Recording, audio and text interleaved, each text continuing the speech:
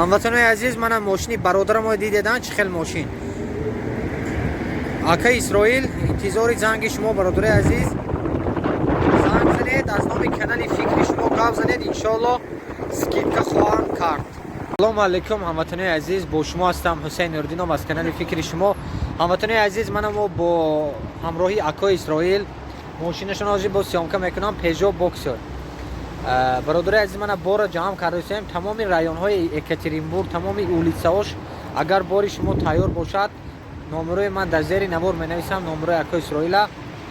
از شهر خوجان سر کرده تا مسجد کوی، تمام تا طرف های پنجکت و انشالله در دیه های نهی عینی، از در روی شیکت و ارمیتن و دشت خوزی، تمام دیه های مخشیوت، از مخشیوت بالا سر کرده شود که تمام دیه های نهی عینی، تومین، پتخین، زاسون، سنگستان، دشت ورز، عینی ورز منور، برادر عزیز، دیجیک، هایرانبت، زیروبود، اسکادر، تمام برادر عزیز همین ناحیه، همین ماشین ناحیه عینی.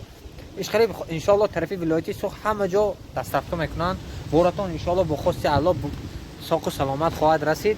من برادر عزیز ویسیشون های، همه چیزشون مقصد های، ماشین آزی بود در پیش که میکنه. من بورا جمع کرده شدم. من موزی یک دان زنگ زدم آمده باری من نیست، بورا من به همین آدم مقصد روی میکنم. من چندین بار شد برادر رو روی کردن، ساق و سلامت رفت رسید. انشالله این آدم گفتم مونم هر هفته انشالله رفته آمده ایستادن، یک ماه قریب 3 بار 4 بار رفته ایستادن. برای چی بارشون همه باوری با که هستن، بارشون تیز جمع میشد، نه اینکه رنگی فوره ها یک ماه 2 ماه جدت کنید. بارتون دادید، این هفته دادید، هفته آیند ممکن اخیر هفته بگیرن روان. برادر عزیز، من با درون ماشین پیش ماشین سیامکا میکنم. ابیزات این زنگ زنید، نمره آقا اسرائیل در زیر نوار میشه.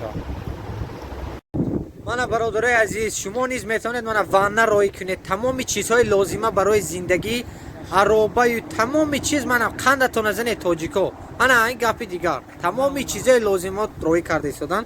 من از سیامکا ها ویسیشون های خیلی که گفتم تمام رایون های اکاترینبورگ ماشین خودشون که رفته بارتون میگیرن.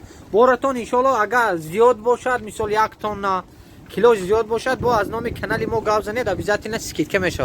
هموطنان عزیز، من ماشین برادرم دیدم. چه خیلی ماشین آقا اسرائیل، انتظار زنگ شما برادر عزیز.